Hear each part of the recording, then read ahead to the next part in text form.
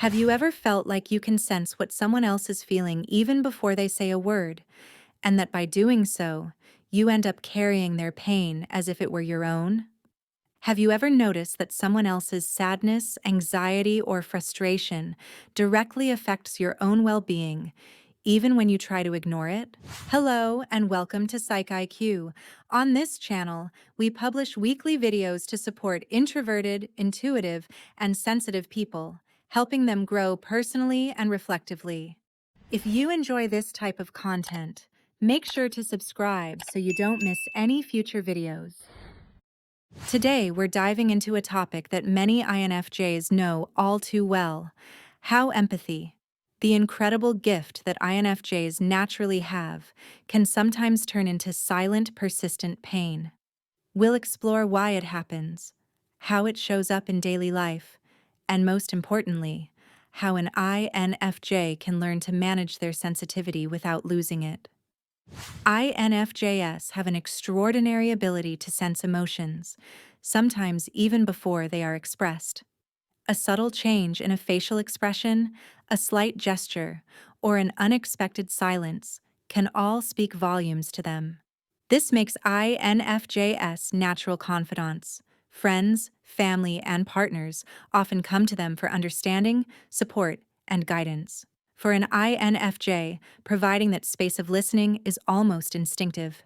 For example, a friend may come home seemingly calm, but the INFJ notices tension in their eyes or tone of voice. Without asking, they feel that something is wrong.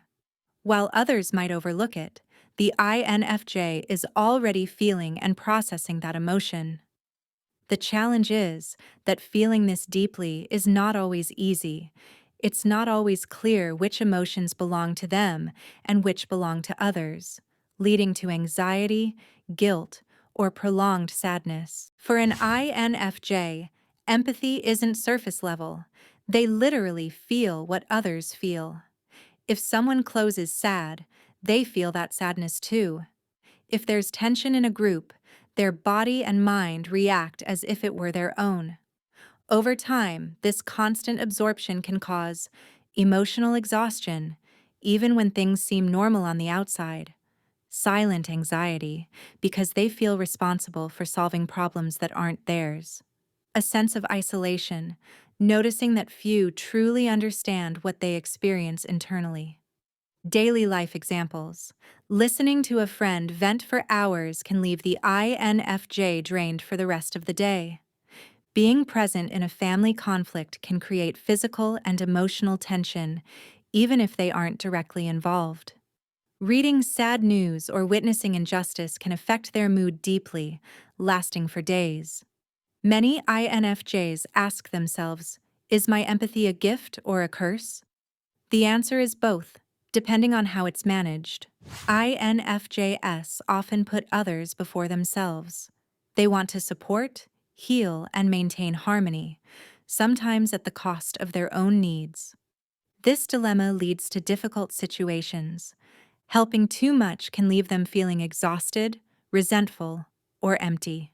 Protecting themselves too much can trigger guilt or fear that someone will suffer without their support. Example: a friend asks for advice, and the INFJ feels compelled to help, even though their own energy is low. They sacrifice their own well-being to fulfill the emotional responsibility they feel toward others.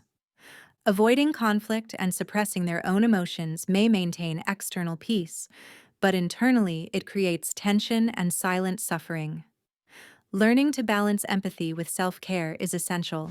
Some common signs that extreme sensitivity is harming an INFJ include constant emotional fatigue, difficulty disconnecting from others' problems, persistent sadness or anxiety with no clear cause, feeling like you carry the weight of the world, avoiding expressing your own needs to prioritize others. If you notice several of these signs, it's time to reflect and take steps to protect your energy. Self-care isn't weakness, it's necessary. Extreme empathy can be a powerful strength if handled consciously. Key strategies include: differentiate between your emotions and others. Not every emotion you feel belongs to you. Learning to recognize the difference prevents emotional overload. Set clear boundaries. Helping doesn't mean taking everything on yourself. You can support without being negatively affected. Conscious self-care. Meditation, journaling, nature walks, exercise, or creative hobbies recharge your energy. Safe spaces for emotional expression. Talking with a trusted friend or professional can relieve accumulated stress. Daily reflection. Spending a few minutes processing your emotions helps disconnect from others' energy. Learning to say no when necessary. Protecting your energy doesn't make you selfish. It makes you aware and balanced. When an INFJ achieves this balance, they can continue to provide deep support without losing themselves or suffering unnecessarily. Think about these situations. You come home after listening to a friend's problems, and even though your day was normal, you feel sad and tense. You're in a family gathering where someone argues, and even though you aren't involved, your body and mind react as if you were part of the conflict. You see injustice in the world or on social media, and it affects you deeply for days. These examples show how an INFJ experiences empathy constantly, highlighting the importance of recharging and setting healthy boundaries. If you're an INFJ, remember, your empathy is a unique gift, but you don't have to carry all the world's pain. Caring for your inner world doesn't make you less compassionate. It makes you stronger, more aware, and better able to illuminate the lives of those around you. Thank you for staying with us until the end. If this video resonated with you, give it a like, share your experience in the comments, and subscribe to keep exploring the mind, emotions, and personality psychology together.